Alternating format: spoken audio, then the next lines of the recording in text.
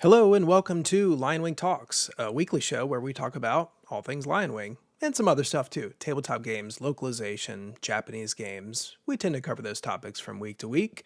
I'm your host, Bradley Hailstorm, founder and president of LionWing. And we've been doing this, I think this is now episode 15. So we're coming up on the 4-month mark. I can't believe it's been 4 months already. I feel like I say something to that effect each opening. But it really doesn't feel like it's been 4 months already, which means that it's been almost 4 months since Wild Hunt Fest or since Embryo Machines Kickstarter, which is wild. I feel like that Kickstarter was just here. Anyway, so what is this show? If you're joining for the first time, let me tell you how it works. Each show, we sort of follow the same format. We open up with an introduction like I'm doing right now, but then we jump into the good stuff. Our first section, we cover questions, community questions, listener-submitted questions, and I answer all of those questions. Sometimes if you're joining us live and you drop a question in the Twitch chat, I'll answer that too. I like to answer questions on the air, and I love to get answers. I love to get questions in real time. Most of the time, the community questions that we get, I don't look at too hard. In fact, this week I looked at all the questions for the first time about 4 hours ago when I put them into my show notes. So this will be interesting because I've had zero time to prep for today's show. A little busy with multiple projects happening and coming up on fulfillment on various projects. That's really taken up a lot of my time in addition to getting ready for our summer Kickstarter. I didn't have a lot of prep time for tonight's show. So when I answer our community questions, you're really getting kind of raw Bradley, which is, I think, it should be fun. So we always do our listener submitted questions section, and then we move into our project updates section where I'll go through project by project all of the LionWing games that are outstanding. Most of the time we're just talking about Kickstarter projects that are waiting to be printed or shipped or fulfilled, what have you. And then at the end, we'll close things out. I tend to go off on tangents, especially if someone drops something in the chat that catches my eye. I'll just start talking about that too. So I'm a bit of a wild card in that regard. While we follow a show format, I don't always stick to that format super closely. I keep things interesting. Anyway, this week is interesting because we've got a record number of questions, which, if you've been following the past two shows, is a real victory. So not last week, but the week before's show, we had, I think, 19 community questions submitted, which was the most we'd ever had. And I made a big deal about it because I was like, hey, this is a huge amount of questions. Thanks, everyone. That's kind of what the show was all about. I mean, that's why I created the show, was to connect with the community and for the community to have a direct line to me and to ask me questions. So that was really cool. Last week, we followed that up with another 19 questions, though unofficially, we actually broke the record last week with 21 questions because I missed 2 questions. But even still, this week we have 22 questions. So this is the show with the most questions that we've ever had before. So this is a record-breaking show, folks. If you're tuning in, welcome to the record-breaking LionWing show. I'm going to jump into those questions here in just a moment as I pull them up on my run sheet here. Let me check the chat real quick. Oh, we've got some people in the chat. Last time I checked, we did not have anyone in the chat, but we got some folks. We got Fry Guy, who is one of our resident gun and gun experts. I'll be talking about gun and gun here in a little bit. Silent Frank says, wow, we did it. I'm assuming he's talking about breaking the questions record. And if that's the case, Frank, yep, we certainly did. We broke the record, which is awesome. And then we've got another person in the chat who is showing appreciation for my Arc the Lad shelf back there, which is fantastic because Arc the Lad is a top 5 game of series of all time for me. No one ever talks about it unless you're like part of that small core group of people who really loved working designs in the late 90s. So it's really cool to see someone in the chat at least recognize Arc the Lad in the background. And hey, a new Arc the Lad mobile game just came out yesterday, and it's pretty all right. I don't know if it's going to stick around. Probably not.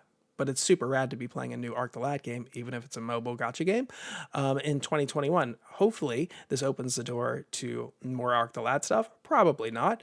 Sony hasn't done anything with Arc the Lad in, coming up on 20 years, so I'm not holding my breath. But hey, it's cool to have another Arc the Lad game, no matter the format. Silent Frank in the chat said, I got ads for Arc the Lad Mobile today. Loved the PS1 collection. Frank, I didn't know you knew of Arc the Lad. I am so glad to hear that another person knows of Arc the Lad. Hopefully you love it as much as I do. I'm a big fan of Arc the Lad. Love the anime. You can't see it over here, but I have all of the Laserdisc animes. Well, I should say I'm slowly putting them all up. I finally got a complete collection of all the Laserdisc anime, and I'm beginning to hang them up on my wall over here. Anyway, enough of going nerdy on Arc the Lad. Let's talk about why we came here today, and that is for me to answer your questions. Let's do the thing. 22 of them, maybe more if people submit them as we go through the show here. Starting with number 1. So you're all about deep boutique niche or specialist games. I'm curious, does Japan also have a Hasbro or an Asmodee, games that are widely known outside the hobby circles? If so, are their games fun?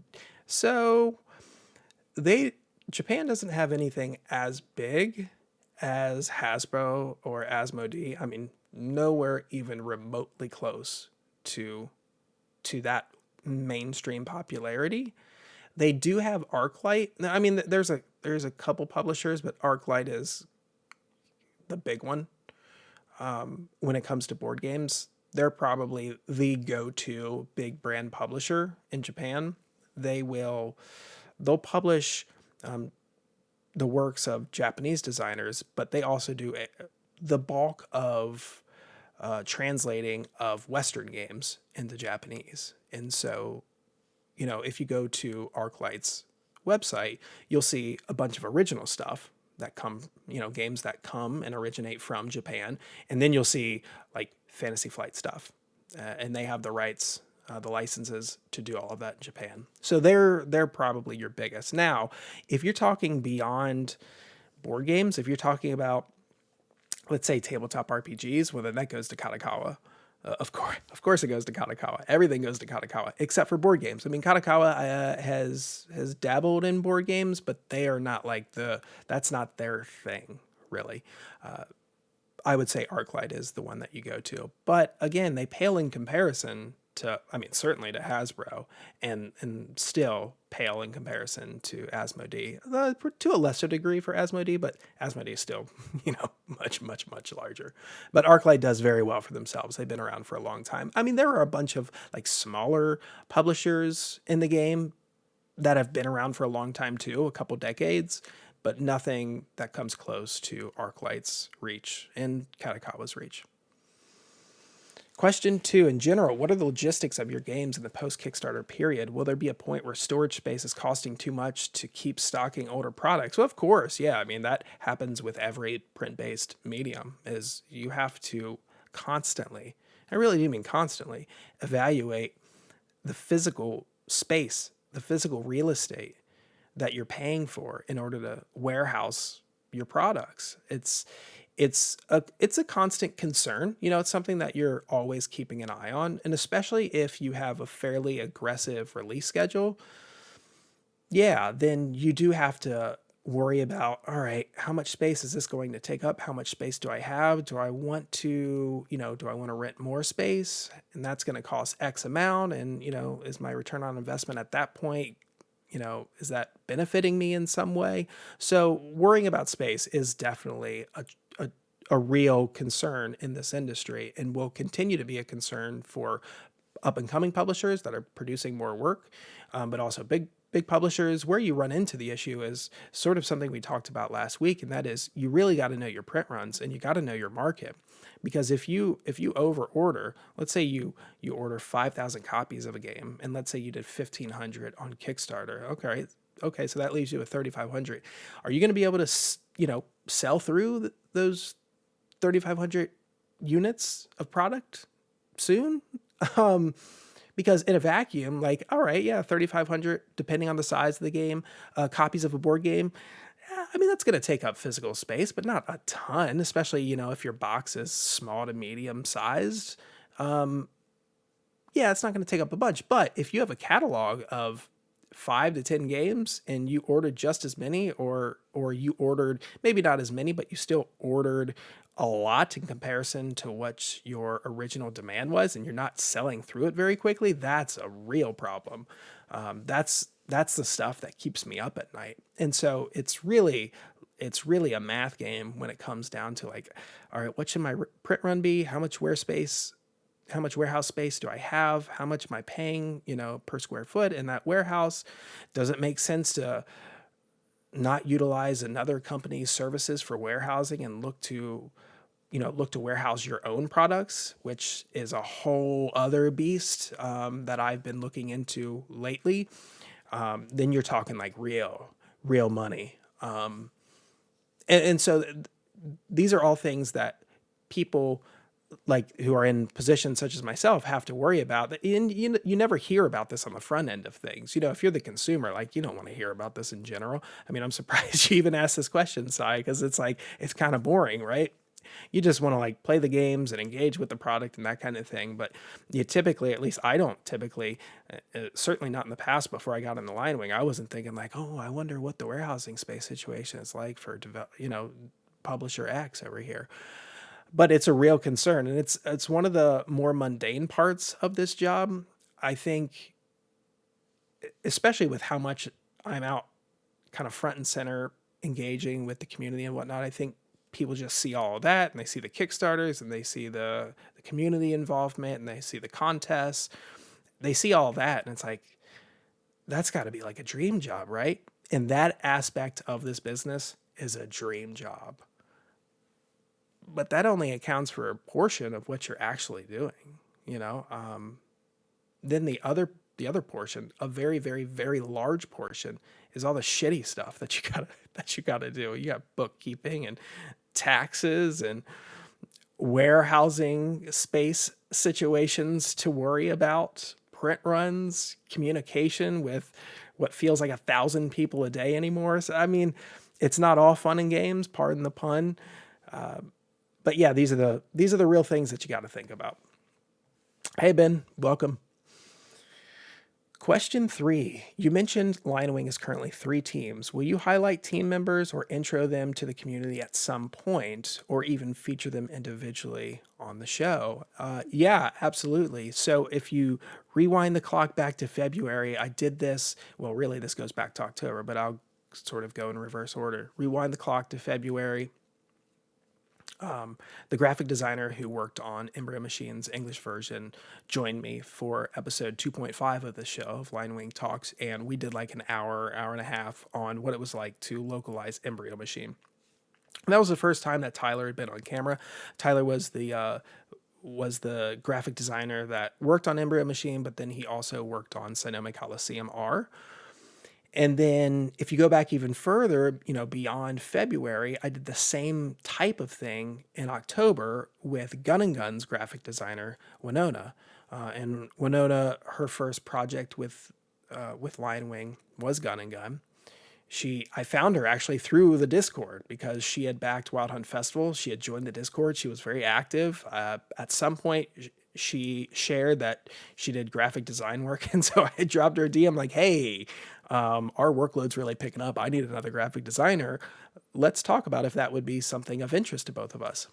So I did a video with her, a stream with her, going through the extensive localization process behind Gun and Gun. Now the rub of that whole situation was we recorded that conversation, and Winona even put together a PowerPoint. I mean, this was like this was a legit presentation about localization, especially as it pertained to a challenging product like Gun and Gun. And the only people who ever saw it were like the 10 people in the chat that joined us at the time, and no one's ever seen it since, because while we recorded it, the audio was really bad. And if you know anything about me, if you've watched me in the Discord or seen me on the show even, I hate putting up stuff that has audio issues. It just drives me nuts. I had to do that a couple of weeks ago when the intro and the outro of this show, for some reason, didn't record when I was live. And so I put that show up without an intro or an outro, and it just like killed me a little bit on the inside. And so I haven't put up that show that Winona and I did. However, I would like to bring her back on, introduce her to the wider audience, because more people know about us now and are in the Discord now and are engaging with us now than they were back in October. And so not only would it be a great opportunity to meet her, who's also working on Project Royal, she's the graphic designer on Project Royal, but it'd be a cool opportunity to hear what it's like to localize tabletop games and what it's like to localize a really, really, really challenging tabletop project like Gun and Gun. So we got good feedback on the folks who were able to catch the stream. And so I think there's interest there and I'd like to bring her back on. And so it's in my nature, and I've got a history of it, that I do like to bring on members of the team, introduce them to the larger community, and then to just chat about what it's like to work on tabletop games and to get their expertise, get their feedback, get their opinions on what it's like to work in this industry on the localization end of things. I'd like to also do that with some of our other folks who work on, who are regulars on a lot of our projects. There's 3 other people who are pretty constant regulars who I'd like to bring on. And I would also like to bring on the graphic designer of Testament, because he, while my oldest friend, our friendship goes back to first grade. He hasn't been on any other projects, simply because as soon as we finished up a Testament, he started getting into game development on his own in the video game space, and that's where his time is gone. But I'd love to bring him on because Testament was a cool project to work on, if not a long one. And so I think he would be able to offer some good insight, and we just have natural chemistry because we've known each other for 30 years. So I'd like to bring on Brandon sometime. So the answer to your question, and I'm sorry that I was long-winded about it, but I did want to give complete context, is absolutely I want to bring on more folks because I've done it before. I'd like to bring on those same folks again, and also bring on other individuals who have been working tirelessly behind the scenes on multiple projects that you haven't met yet that I would love to introduce them to you all. So question 4, do you consider it a success or a fail if nobody manages to guess the game you teased as a project? I don't think I consider it as either. I mean, certainly, I guess it would be kind of anticlimactic if I revealed the first hint about the next project and someone guessed the project correctly, that day or that week. That would not really be all that fun. And so I do intentionally make the early hints hard and challenging. But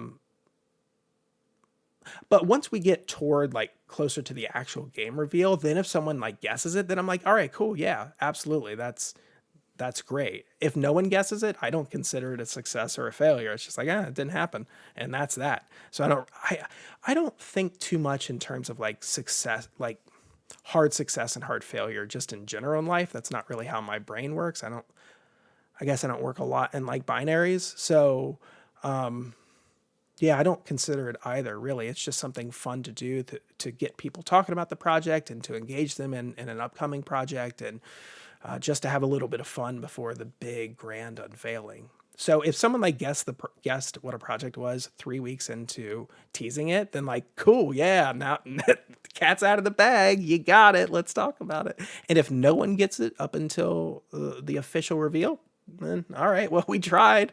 No one got it, but here we are. Here's the announcement now. And so now we all know it. I'm going to check the chat real quick because I see we've got 2 questions from Orange Juicy. Speaking of Testament, did the U.S.-Canada warehouse receive the orders? I believe they did. In fact, I think, now, I have not talked to Japanime. I am just going off of the same information that you all got last week about this, but I think orders started going out today. I think that's accurate. Silent Frank in the chat said, "Is that Project Royal in the background with the games?" No, Project Royal is not in the background of the games. Now, funny thing is, let's see here. It was one night we were getting ready for LionWing Plays, our weekly show that we do on Monday where we play LionWing games. I had started streaming, but I hadn't recorded yet. I don't think anyone was in the chat, but Project Royal was totally in the background. Project Royal was right here, right there. And the stream was going for 15 seconds, 20 seconds, and I would never have even have noticed it in the background because I'm looking at my screen right now and I see everything.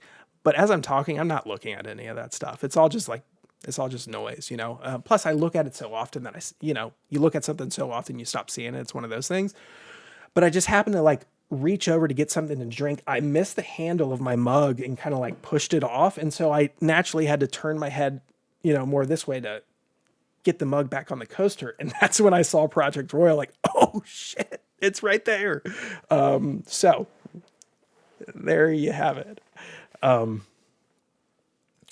So you never know if I might, you know, mess up and have the game somewhere in the background, but it's not in the background right now. Orange Juicy said, awesome. I'll be on the lookout for it. This is regarding Testament. Backer number 11. Wow. All right. So thank you. That means you really pledged, on really just hope, when it's that early in a project and there's not even like enough backers to say like, holy shit, this game's got like 500 backers. It must be good. Cool. Yeah. Let me jump in on it. Backer number 11, like you yourself believe in that project. So thanks, Juicy. Appreciate it. All right. Question number 5. What was the inspiration behind the LionWing name? So yeah, most people do not know the background on the LionWing name, and most people assume that LionWing means something that it's not. So most people kind of think of the name literally, a lion with a wing, and that is not at all what LionWing means.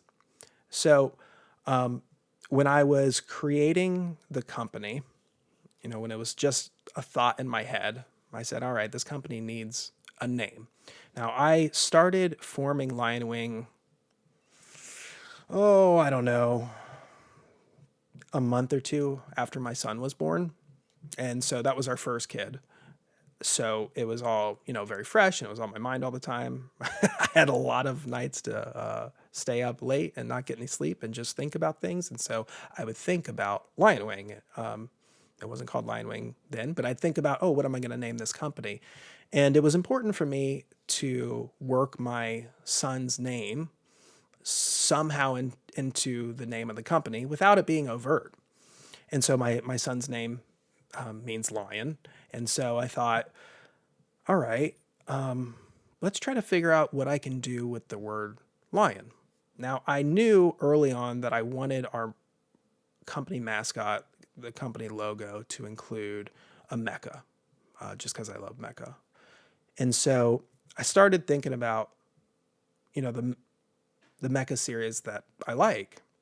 And, the mecha series that I love is Gundam Wing. It was the first anime series I ever watched. It wasn't the first anime I'd ever watched.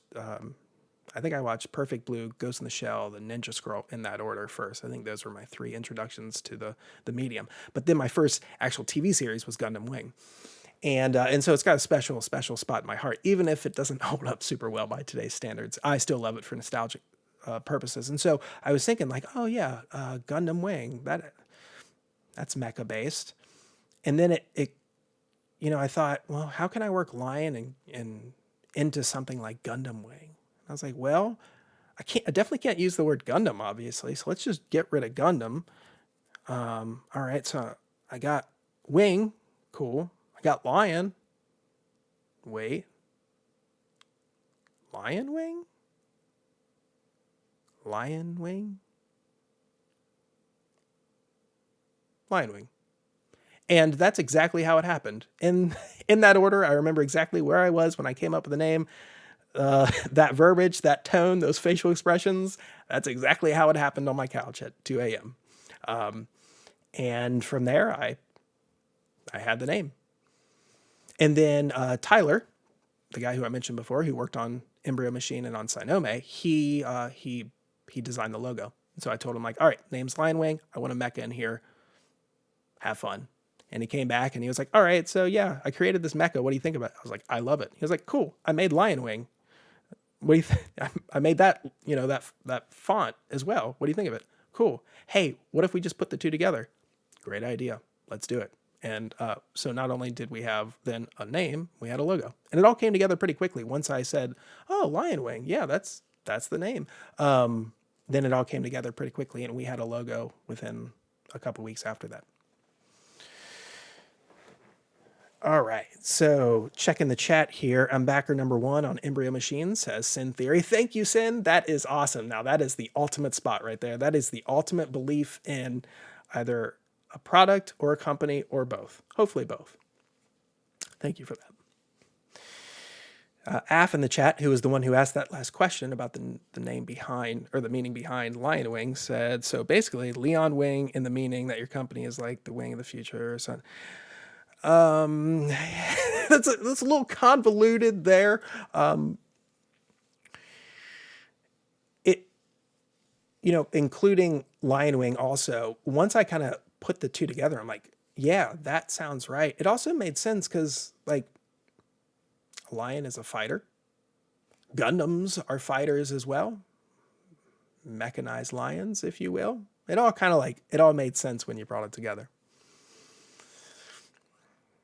All right. Let's see here. Okay, question 6. We're going to lighten it up a little bit. Question 6 is, what goes first on a PB&J? Peanut butter or jelly? Peanut butter. You think I'm a heathen? Of course peanut butter goes on first. Who puts jelly on first for the PB&J? If you are a person who puts jelly first on your PB&J, you can't be trusted. You just can't. I don't trust you. I don't trust you. Peanut butter always goes on first. Come on. Plus, like, I would rather get residue of, peanut butter residue in my jelly than get jelly residue in my peanut butter. Plus, I use squeeze jelly. So I put the peanut butter on first, and then I just squeeze that jelly on, and then spread it up. Boom, done. Now, if I would have squeezed the jelly on first and then put the knife in the peanut butter jar, well, then I would have contaminated my peanut butter. I mean, come on. What kind of question is this? Everyone knows the answer to that. All right. Question 7. Would you ever consider localizing a video game? Yeah, I would, because we did. 2 of them. Check them out on Steam. The Adventures of Tin and Tail and Horgy Hue. The Adventures of Tin and Tail is especially awesome. Like, I'm not even just saying that because I'm trying to sell a product. That game is beautiful. I mean, beyond beautiful. Beautiful in its aesthetic, beautiful in its story, and its meaning. It's got legit one of the best soundtracks, not of like any game we've produced, but just like any game ever. They're both shoot 'em ups. They're shmups. So if you like that kind of thing, then you will probably like those games. Horgy Hue is a side-scrolling shmup, and The Adventures of Tin and Tail is a vertical scrolling bullet hell shoot 'em up in the vein of, classic cave games, Dodonpachi, that kind of thing. Yeah, check them out on Steam. You can even get their soundtracks on Steam. You can get a bundle of them together and save a little bit of money. They're really good. Okay. Question 8. Another kind of silly question. Do you cross the street holding a lover's left hand or right hand? Well, it sort of depends. It sort of depends where we came from before crossing the street. So, I always walk so that I'm closest to the street, and so that my wife is furthest from the street. In case like a car were to ever like hop the curb and hit us, it's going to hit me and not her, hopefully. So if we're walking up to a crosswalk and we're going to cross a street on the left, well then I'm going to use my right hand to hold her left hand. And the reverse is true if we're walking the other direction or if we're walking on the other side of the street. So it depends on the direction in which we're walking. Another silly question here with question 9. In your opinion, which came first, the chicken or the egg? So the egg, actually, because a couple thousand years ago, some birds who were genetically close to chickens, but were not actually chickens, created an egg together, a chicken egg, and thus the egg actually came first, and then the chicken popped out. So that's truth. So here's the definitive ruling to this question. Well, the egg came first.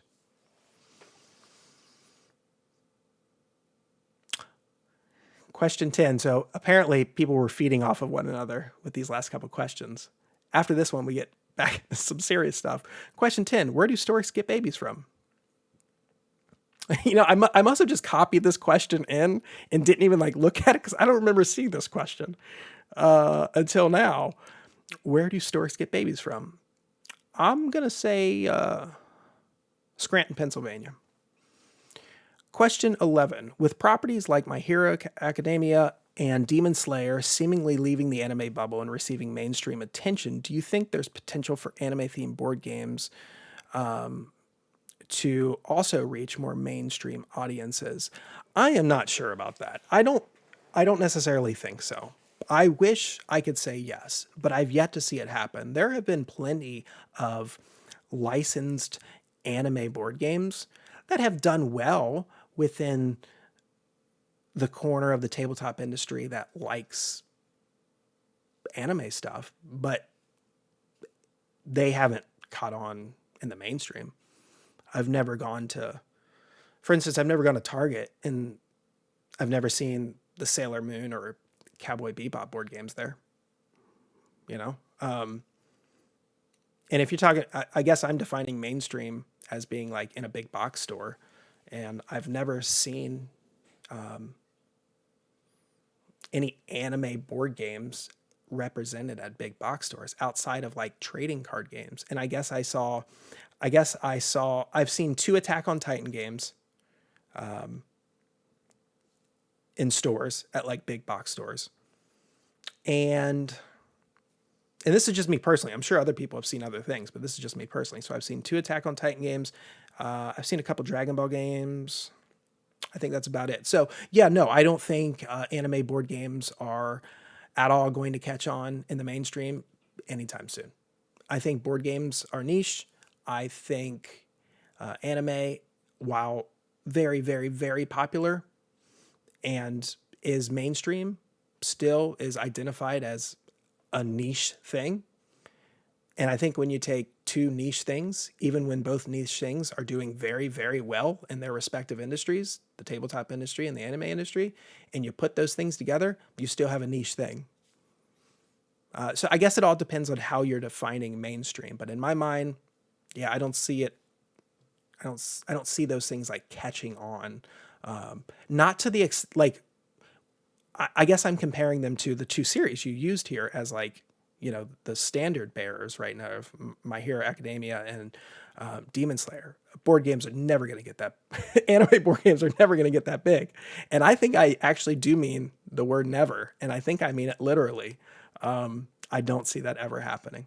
They might get bigger than they are right now. And they might find themselves a larger audience than they have currently, which is, of course, my hope, given what LionWing does.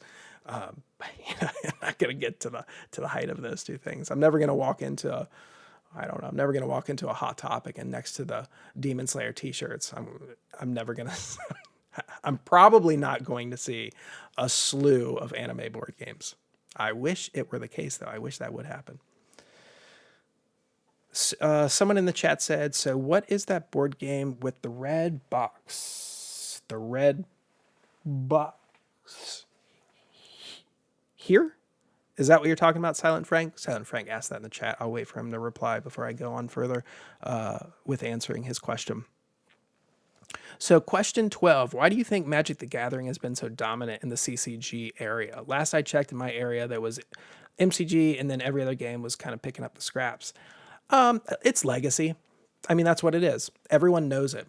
And I've seen this in my own life. I've seen people who have no experience with either board games or card games or both, who have heard about Magic because it has caught mainstream.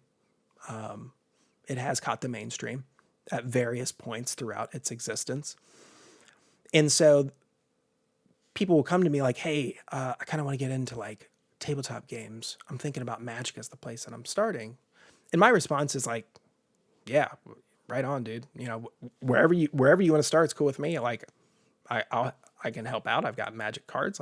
If you want to play it before you take the plunge, and that's a plunge, why don't you come over? We'll play some games. We'll see if you like it. And so at this point, MTG has has the pedigree, they've got the legacy, they've got the publisher name attached to it. I think that's why it's so dominant. I don't know if that's exactly what you're talking about, but that's how I see it. It's the one that everyone knows.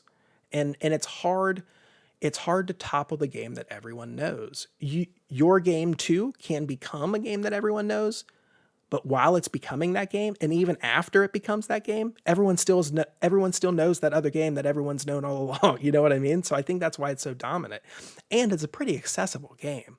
I mean, in terms of like mechanics, in terms of rules, in terms of how accessible it is when you go to the store. You can buy Magic cards practically anywhere, and so it's got the accessibility, it's got the history to it, it's got the brand recognition. And it's accessible. Anyone can pick it up and play. I mean, my wife can play Magic. She doesn't play tabletop games at all. And you know, I teach her and she's like, oh yeah, okay, I understand. And I'm like, if I can teach it to someone who knows nothing about tabletop games, which is funny considering what I do for a living, but if I can teach it to someone who knows nothing about tabletop games, that's probably a damn good game. Someone in the chat said, I'm hopefully going to try and get some friends into Gun and Gun once I get my copy, as well as Radlands. Yeah, so Radlands is rad, pardon the pun. And yeah, that would be awesome if yeah, your friends got into Gun and Gun, thought it was a cool game. That'd be super great. Hopefully they do. Don't mess up in teaching them how to play it. It's riding on you, Juicy. It's riding on you. If they don't like it, it's your fault. You didn't teach them good enough. Going back to Silent Frank, yeah, it's in front of Testament. That one, yeah. So, who knows what that is? Who knows what that is? I will say this, it's not Project Royal, but is it another project? Maybe. It's also been there since day one. Frank, I think you're like only the second person who's ever mentioned it. Sometimes I just put stuff in the background and see how long it's going to take for people to realize what it is and then ask about it. Now, some stuff in the background has no meaning to anything LionWing. So you never know. Be on the lookout. What's the most, question 13, what's the most difficult board game you've ever played? I tried playing Axis and Allies when I was 12. And I remember completely failing to wrap my mind around its various systems and thinking, even at 12, fuck this game. Fuck this game. So I can't identify the most difficult board game, but I can tell you about my experience where I thought I was experiencing the most difficult board game. And it was that time with that game. I now love Axis and Allies. It was rough getting into it though. Question 14, what was working on the Clannad visual novel localization like? How did you come to work on that? Yeah, so the Clannad visual novel localization was one of the best experiences of my professional life, hands down. It was amazing. Amazing team, amazing leadership, great support all around, very successful Kickstarter, no crunch, plenty of time to do what we needed to do. I was given the ability to run my team how I thought it needed to be run. Had a very willing, more than able, very effective group of writers with me on that team, producing a visual novel based on the most successful, at least at that time, but I would say still the most successful visual novel ever, which is also attached to an extremely, extremely successful visual novel series. It was amazing. It was a dream come true. It really was. We worked on that project. Let's see, I was brought on in January of 2015. We launched that project, the game launched in November of that same year. So we had an 11-month development cycle. Perfect amount of time for that game with that team. It was a large team. I would say probably one of the largest visual novel teams that's ever assembled for a game. I don't have statistics to back that up. I'm just going off like anecdotal knowledge. One of the largest, if not the largest visual novel team. We were a well-oiled machine from day one. It's like we all just clicked. All of our writing styles really matched well. Everyone was down to produce the best work that they could. Everyone showed up for that. I don't mean showed up like literally. I mean like mentally. Everyone showed up to deliver the best possible product. It was awesome. I came to work on it by chance, actually. I was contacted. I think this is how it went. So I was an editor at Hardcore Gamer at the time. I was contacted. I think I was contacted by Sekai Project. I think they contacted me. I don't know if someone had given them my name, because word was getting around that I was going to be transitioning away from like games journalism and looking to do more like full-time localization work. I had already dipped my toes a little bit in localization, but I was, finally like wanting to make the hard transfer over to it. So I don't know if my name got back to them, but essentially it was like, hey, we've seen your work. Would you have any interest in joining the Clannad team? And I'm like, does a bear shit in the woods? Of course. Like, yeah, I want to join the Clannad team. What do I have to do to make that happen? And so, they threw me through a battery of like writing and editing tests and that kind of thing. And I guess I passed them because they were like, all right, so, I was thinking that they were just going to bring me on as an editor or even a proofreader or something. And I was happy with that at the time. And then Yui was like, you want to be the lead editor and production assistant on this project? And I was like, I don't know what any of that means, but yes, I do. I certainly do. And that's how that happened. It was sort of a, I don't know, call it stroke of luck, call it chance, call it fate. I don't know. But that's how it went down. And it was fun as hell. Fun as hell. One of the best professional experiences of my life. And Sekai Project were just really easy to work with, which always made it fun to kind of show up and do work for them. Anyway, question 15. When people ask, what do you do for a living? How do you explain it? And do people generally get it? I'll answer that backward. No, people don't get it. They do not get it. I've learned not to use the word localization when I'm describing our work, because no one knows what localization means outside of like the entertainment industry. And really, even in really, the only people that seem to have a baseline knowledge of it are people who play video games, read manga, light novels, watch anime. Those are the only folks who they hear localization, like, oh yeah, okay, I know what you do. Everyone else, like the general population, I say localization, people are like, what? What do you do? And so I've learned not to use that term. And so I usually describe LionWing as a company that translates Japanese board games. That lays it out pretty cleanly to people. I haven't always explained it in those terms, but I do now, because I realize that I've had the best luck kind of talking people into understanding what that actually means. But even when I'm like, oh yeah, I own a board game company, we translate Japanese games into English, people are like, seriously? You make a living off that? You make money off that? Like, what does that even mean? Like, board games, like I always get like board games, like Sorry and Monopoly, and I'm like, you filthy casual. No, that's not what I mean. But most people, that's what they think about. They don't have a frame of reference. Again, tabletop industry is doing extremely, extremely, extremely well, better than it probably ever has, and it's still pretty niche. So Joe Public has no idea what tabletop games really are. So it is hard to explain. It's hard to explain that. But, when I'm able to break it down, like, listen, various regions in the world make their own board games. We focus on board games that are made in Japan, and then we take those games and we translate them into English, and then we sell them in the English market.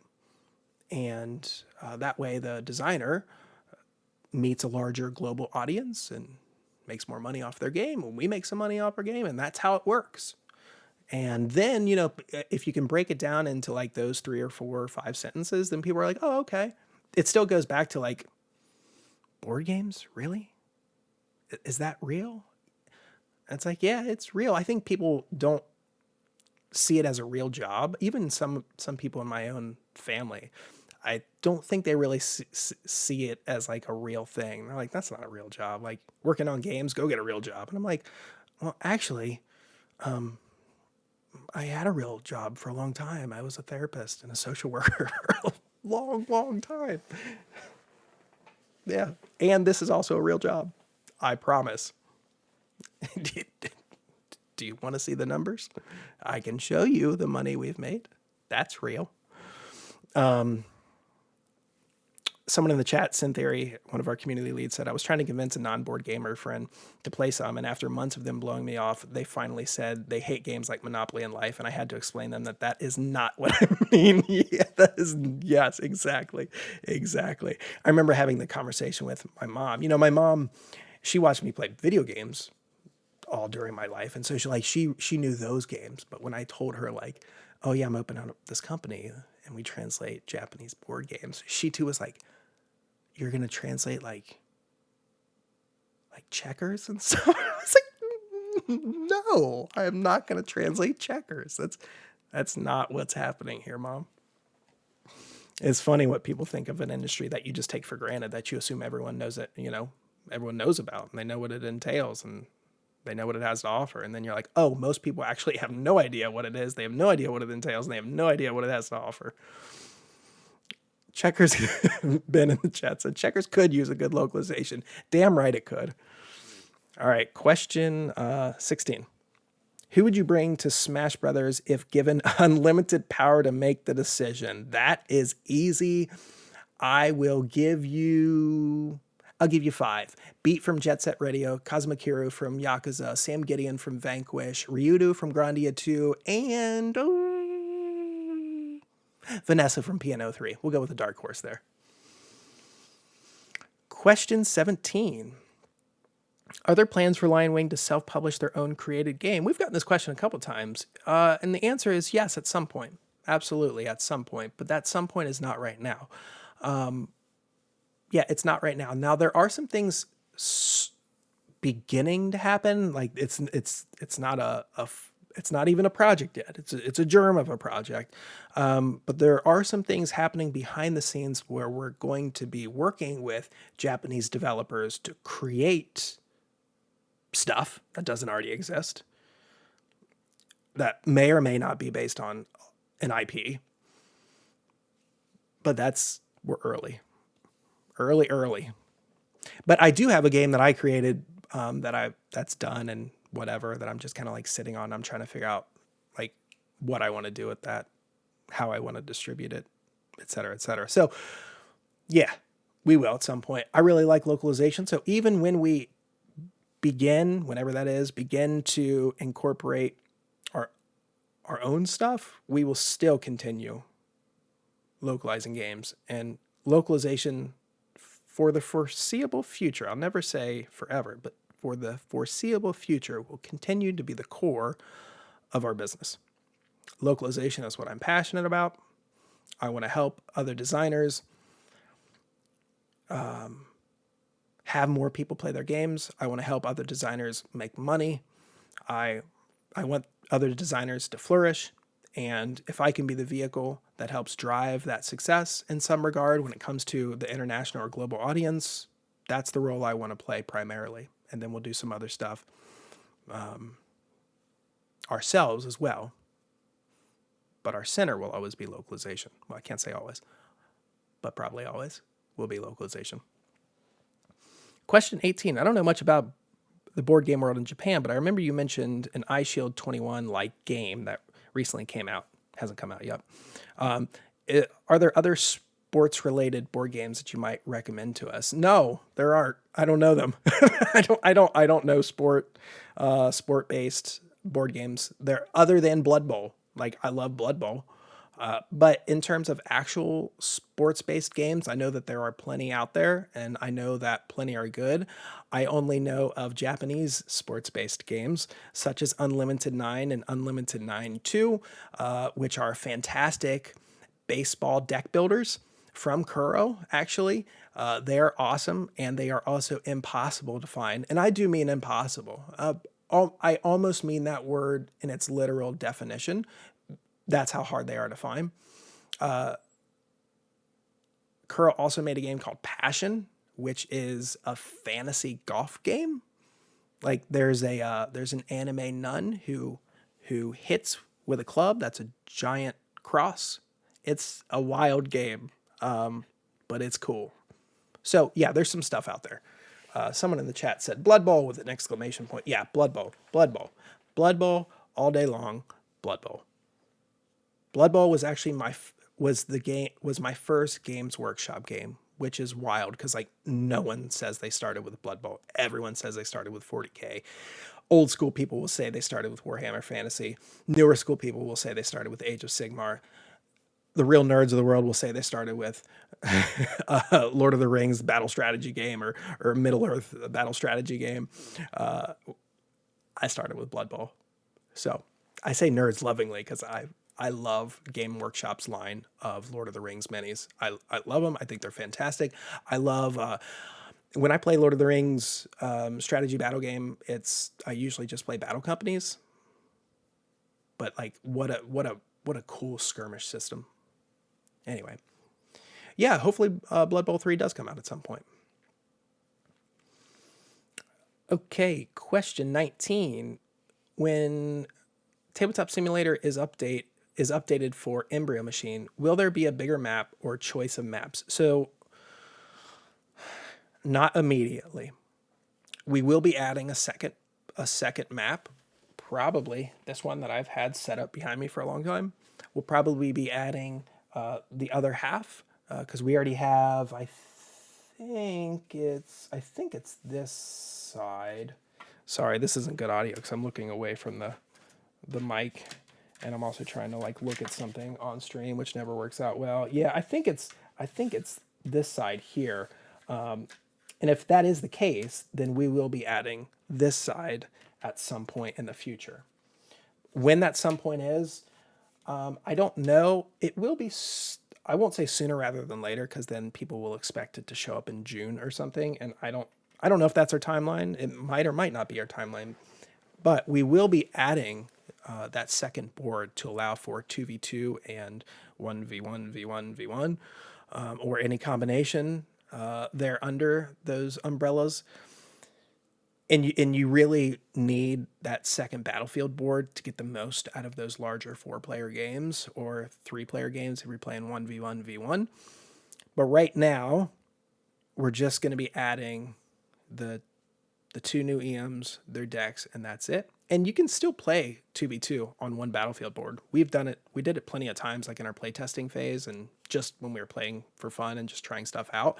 We played with one board. It was actually really cool. Matches went crazy quick, and it was a bloodbath. And it is not the ideal way to play, but it was fun, and you could totally do it. But really, we're adding those 2 other EMs for 1v1 play for the time being. But we will be adding another battlefield board.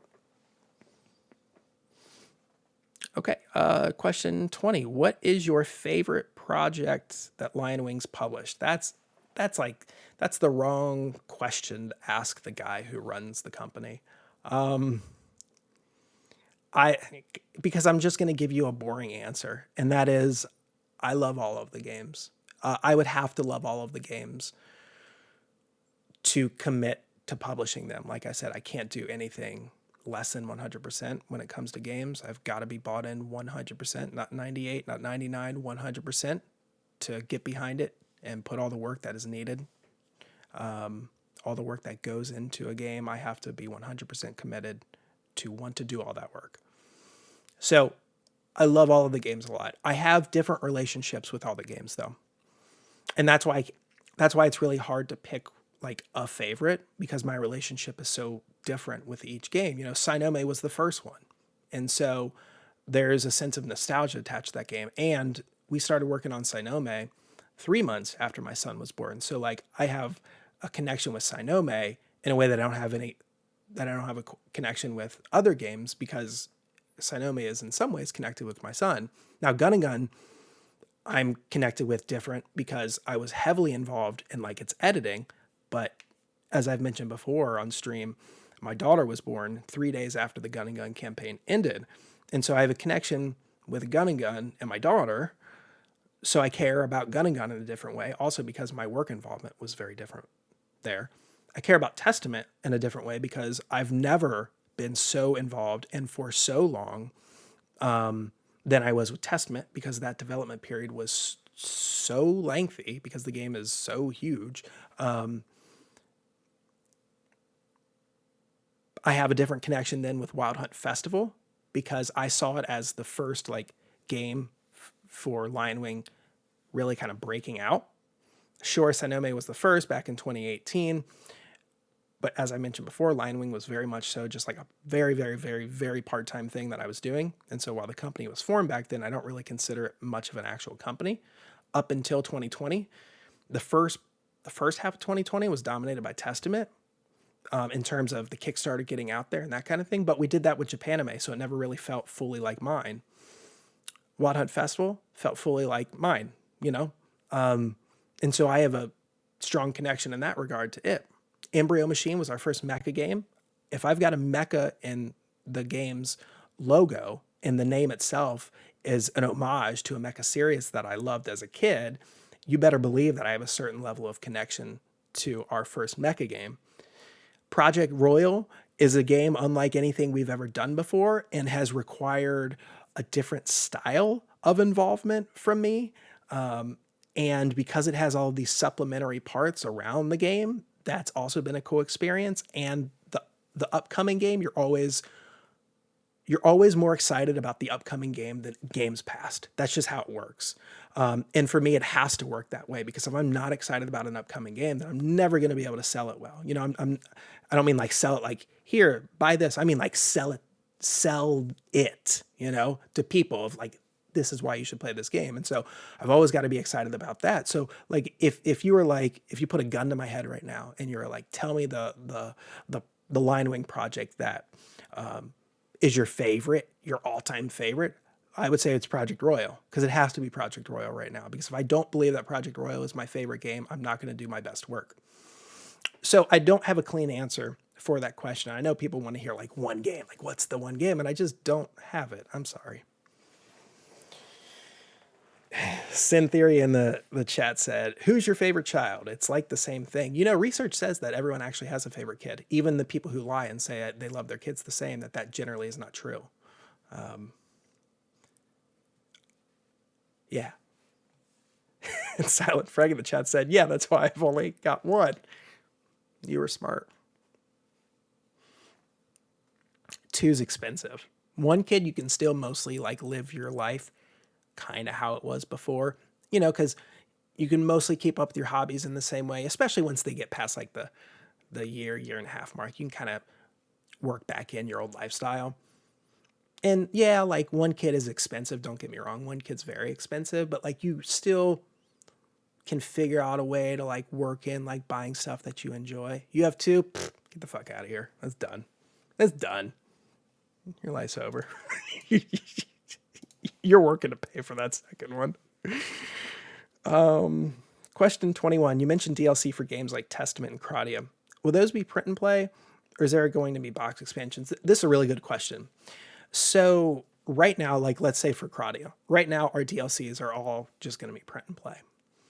And I don't remember talking about DLC for Testament. I mean, maybe I theorized about it at some point, like stuff that I'd like to do, but I don't think I've ever really talked about it because it's never actually been like a thing that I planned on doing, other than like maybe we'd release like some story-based stuff, but no gameplay-related stuff. So I'm not sure where, I can't remember who asked this, but whoever you are, I'm not sure where you heard Testament. But certainly, Kradia, obviously, we've already released one DLC pack. We've got more on the way. And those are print and play. But there is, I would like to offer those as a physical product somewhere down the line. And I've got sort of a couple avenues that actually make a lot of sense, but I haven't decided which I'm going to explore. But I'm going to explore one of them. So I will tell you this. At some point, let's say with Wild Hunt Festival's DLC, you will be able to get the Wild Hunt Festival DLC in physical form at some point. The rub is I don't know when that some point is, and I don't know how I'm going to deliver it just yet, but I've got ideas, and I think they're good ideas. And you'll probably know how you're going to get that content come early 2022 as it pertains to Wild Hunt Festival. So sit tight. You've only got 7 more months to figure out and to find out how I'm going to structure our DLC. But yeah, most like DLC for new games will probably always release first as print and play. And I'm thinking beyond Wild Hunt Festival, I'm thinking about other stuff where it makes sense. We're not going to release any like print and play stuff for Gun and Gun. I'll tell you that now. But like where for other games where it makes sense and with designers who are into that kind of thing, because some designers are totally like, yeah, let's do some additional content, or like, let's do some more content that fills in the gap until we get to the next expansion or the next sequel or whatever. And for those games, we will definitely do print and play stuff, and then we'll get the physical stuff down the line. So yeah, there you have it. Someone in the chat said, we are the closest we have ever been to finding out this information. That's right. You have never been closer to finding out how and when LionWing is going to release DLC packs for games. It's true. It's always true. Okay, question 22. This is the last one. This is the record-setting question, really, because unofficially we had 21 questions last week. But is Project Royal... So I think there's like a typo in here, and I'm sorry whoever put this out there, but I'm going to make some assumptions about what you're asking here. Is Project Royal a 1v1 versus game, or is it the type of game that you can play with more people with a single set? It is not a 1v1 versus game. It is not. It's not that. We had an opportunity to do that as our next project, and it just felt wrong because like our last two Kickstarters have been 1v1 versus games. And yes, you can play more than 1v1 in Embryo Machine. A lot of people just play 1v1 in Embryo Machine, so I kind of, in my mind, quantify it as a 1v1 versus game. So to do like a third Kickstarter of another like battle game in that regard just felt like boring. Like I love 1v1 versus games, and like we've got some in our upcoming catalog. Don't get me wrong, they are awesome.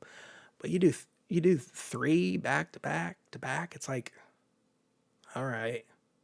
Like if the game's really cool, people are gonna be like, all right, yeah, but like you gotta put something in between, right? And so I decided like we're not gonna do a genre we've already done right now. We've got two versus games, we got 2 co-opers, and then you got Sinome, which is a party game. It was time to diversify the catalog a little bit. And so, as I've mentioned before, Project Royal is very much so a board game. And we've never really released a board game. All of our games have been card games. Now, Testament, kind of, and Sinome, kind of. And Embryo Machine kind of have board game elements, have board game components. Embryo Machine especially, you're operating on a board.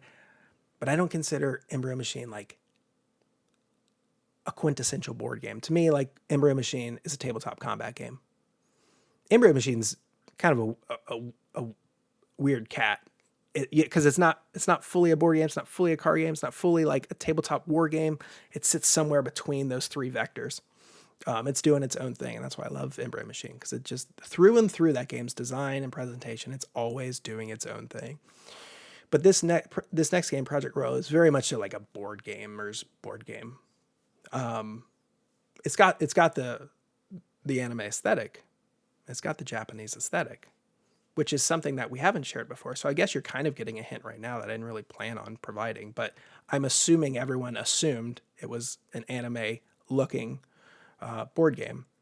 But it's unlike anything we've put out. And so it made a lot of sense right now. After doing back-to-back co-opers, back-to-back, battle card games, essentially, it was time to mix it up. And then, you never know what the fall holds. We do have a fall Kickstarter coming, so I'll say that. All right. We're a little over an hour into this, and we're getting to our project updates. So not a ton of project updates tonight. Testament, theoretically, shipping started today. Fulfillment started today. So depending on where you are in relation to the fulfillment center, and I think, do not quote me on this, but I think Japanime's fulfillment center is in Indiana or Illinois. Depending on where you live, don't quote me on that. I could be totally wrong, by the way. It could be in Washington, because I know they are a Northwest company, so it could be there. But I think their fulfillment center is elsewhere, and I think it's close by to me. So if you're like in the Midwest, Great Lakes area, it's possible if fulfillment started today, and if your order went out today, and if you live in one of those surrounding regions of the country, it's possible that you get Testament in time for the weekend. That is like theoretically possible. But that is me operating off no firsthand knowledge to say that games started shipping today. That's when they were supposed to start shipping today. But as we've seen in this current climate with shipping as it is, international shipping, freight shipping, U.S. ground shipping, like the scene is wrecked.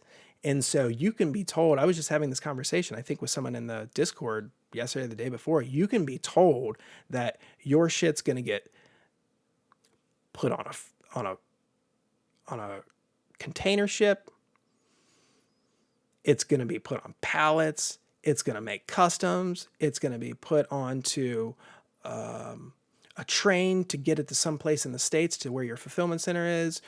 You can be told that your stuff arrived at the fulfillment center. You can be told that your stuff was cataloged at the fulfillment center. You can be told that shipping has already started from the fulfillment center, and that could all be inaccurate.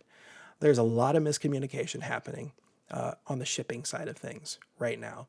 And it's no one person's fault. It's just what's happening right now as everyone struggles to like get back to some sense of normalcy. And there's some serious like growing pains here, so to speak. And so Japanime may have been told by very confident individuals who believed when they said that, hey, fulfillment starts on Wednesday, and then fulfillment didn't start today. Like that's where we're at right now in this industry. But if all of those things happened, if the stars aligned, because that's kind of what it takes anymore, if the stars align, yeah, you might be playing Testament this weekend. That's the only Testament update that I have right now. Wild Hunt Festival update. I mean, this is good news, though it doesn't help out most of the backers, but it does help out like a handful of like 50 or 60. So I had shared that Wild Hunt Festival had made port in Australia a couple days ago, and I got confirmation today that it was clearing customs this morning. So we originally, all of our product was going to go to Funnigan Games, who's our fulfillment center, who is going to fulfill every order, no matter where in the world you were, from their Indiana fulfillment center. Because shit is constantly changing right now in the shipping industry. I mean, really, the shipping industry at this point, and it won't always be like this, it'll stabilize, but right now it's like this, changes day to day. That's not an exaggeration. That's not hyperbole. That's not me like trying to talk something up for a better story. That's actually the truth of the situation. Day to day, you don't know what you're dealing with. It made more sense because of those changes for us to break our shipments off into 3 categories. One coming to the US, one going to Europe, one going to Australia. That's how it made sense. Now, I haven't heard for certain if they ended up separating out the US and European orders, but I know for a fact that they separated the Australian orders. So this is so weird. I mean, I'm glad for Australia, hell yeah, but it is quite strange that it's happening this way. Australian backers could very well likely get like Wild Hunt Festival in like 10 days. I don't know, like a week and a half. It's wild. So that's where we're at right now. But that's good news for the larger picture overall, because that shows that there's real movement, that things are actually happening, that when someone says, hey, your stuff's on a ship, or hey, it's made port in this part of the world, it's actually doing those things. And you don't have to rely on someone saying it can happen, because as I said before, someone can say it can happen and then shit can go sideways, 4 hours later, and then what they said was happening isn't happening any longer. So it is all of Ben's fault, Syntheory in the chat said. Yes, I believe Ben is from the land down under. Gun and Gun update.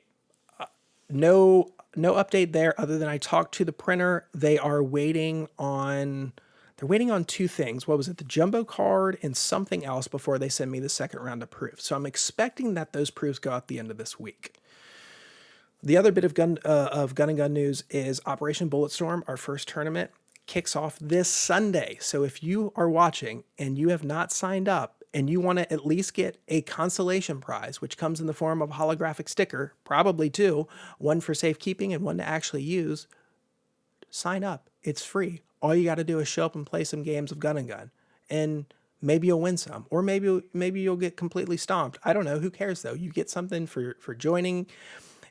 You get to learn the game if you haven't learned it already. You get to play the game if you haven't played it already.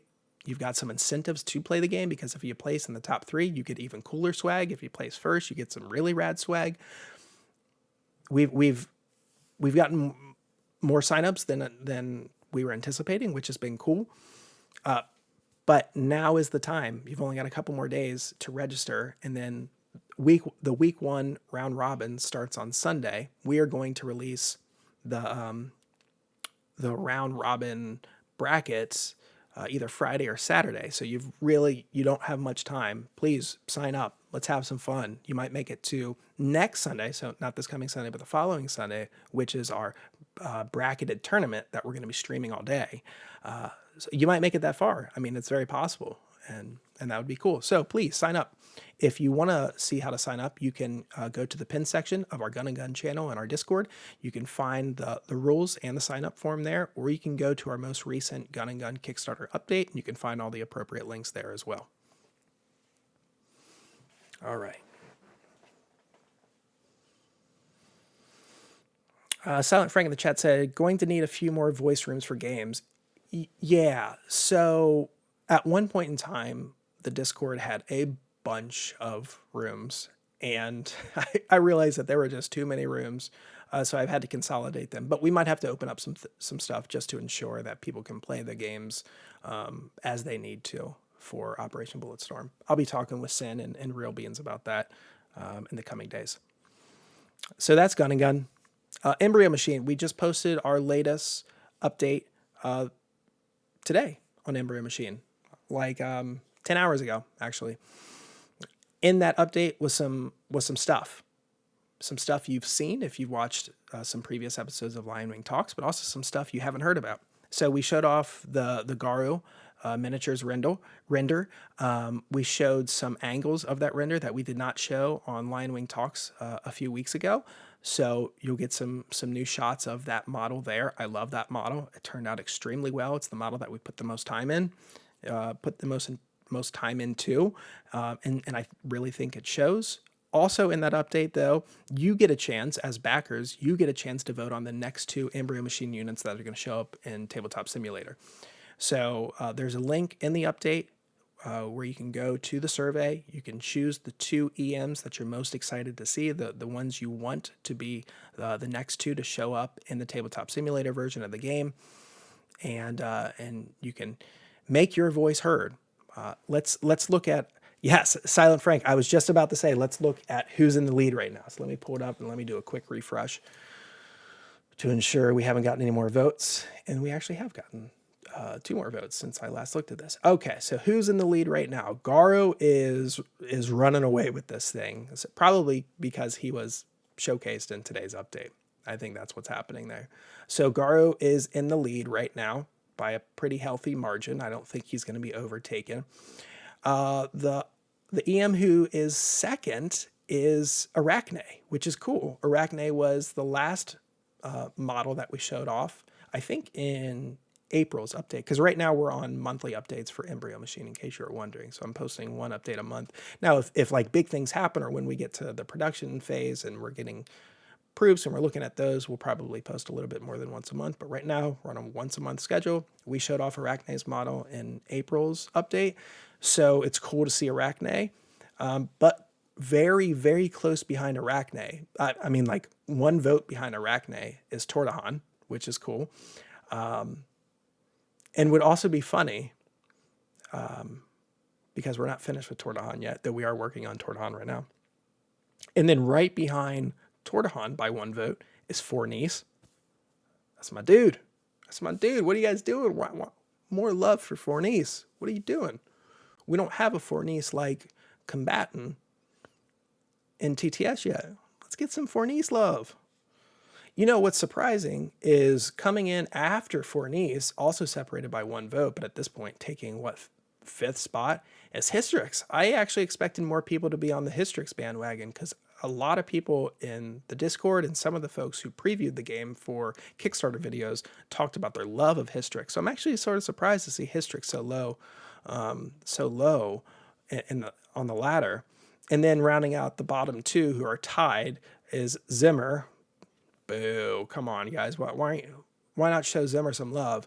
But then surprisingly is Visner. Visner, I won't say Visner is like the poster mech of Embryo Machine, but like, you know, I'm looking at the Embryo Machine box art back here. I mean, he's one of the largest images on the box. So it's interesting that no one's choosing Visner as the next one they would like to see. Not that I necessarily blame them. Visner is actually probably my least favorite unit in the entire game. His pre-built default playstyle just doesn't match mine.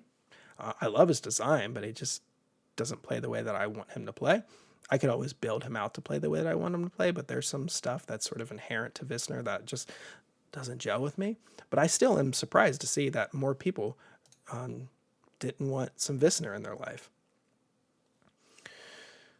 So I also mentioned in that update that we are just about finished with everything, kind of like post Kickstarter workflow. So the only things that we're waiting on right now is the stretch goal map needs to be illustrated. Its concept is done. All of its design elements are finished, but it has not been illustrated yet. Or I should say, its illustration is not done because it's actually in the middle of being illustrated now. I just talked to Kosaic. I talked to both Kawakawi-san and Shigaki-san like 3 days ago about this very topic. And so that map is being illustrated. So we're waiting on that. We need to edit still the stretch goal scenarios. And we are now, we're in the process of implementing all of the final pass edits. So we're busy right now with Embryo Machine, but it does kind of feel like things are wrapping up. We're sort of coming to a conclusion. It'll be interesting to get Embryo's production proofs. So we're using the same printer who worked on Wild Hunt Festival, which I'm really excited about. I really trust them, and they're pretty quick.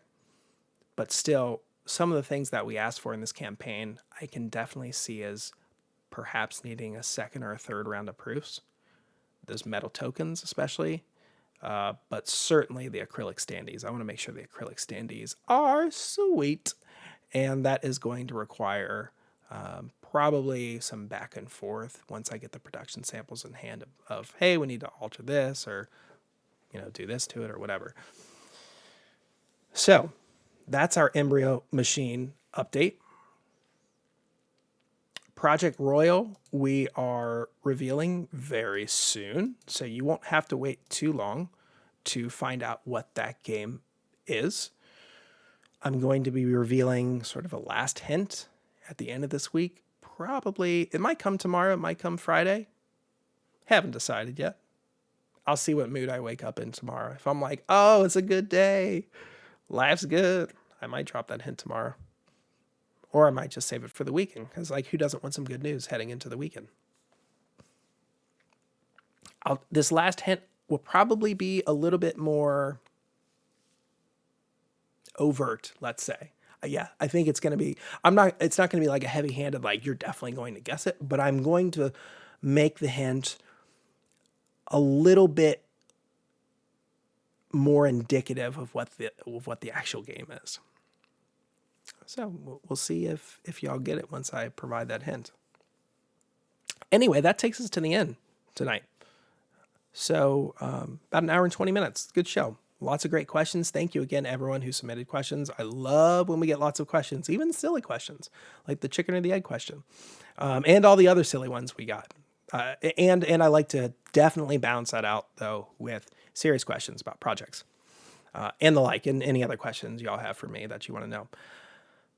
So we had lots of questions, some good updates, though not a ton of updates, but good ones. I think quality over quantity was certainly on parade tonight with our project update section. And so lots of exciting stuff happening, especially with Project Royal right around the corner. I think people are going to like what they see there. And then we've got our fall project. And then we've likely got a January project.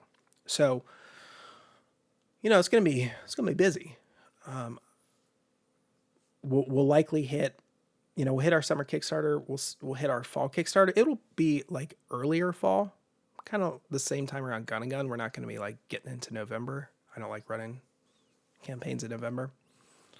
Probably in that September, October area, and then another one in January. So the schedule's picking up right now, and we're feeling it. And, we have a non-Kickstarter project that we haven't revealed yet either. And we have a complete web store redesign happening that we're going to be pushing live pretty much right around the same time that Project Royal goes live on Kickstarter. That doesn't mean that you're going to find out what the non-Kickstarter project is when the web store goes live.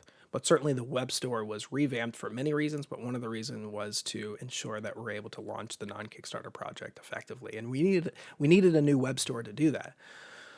So we got lots of stuff happening right now. Lots of irons in the fire, but that just means more games for you all, and that's a good thing. So that takes us to the end of tonight. Thanks, everyone, for joining us, for being in the chat, for watching the shows on playback if you can't join us live. LionWing Talks is always fun for me. Hopefully it's fun for you as well. We've got a sister show. I mentioned it earlier, LionWing Plays, which takes place every Monday at 9 p.m. EST here on Twitch, and then we upload the video the next day. You also get these VODs the next day that they're recorded, so I try to stay on that next day schedule. It doesn't always work out like that, but most of the time it does. So if you miss it, you can catch them on our YouTube. And sign up for Operation Bulletstorm. Really, it's going to be fun. So yeah, that's it for tonight. Thanks everyone for joining us. I'll see you next week.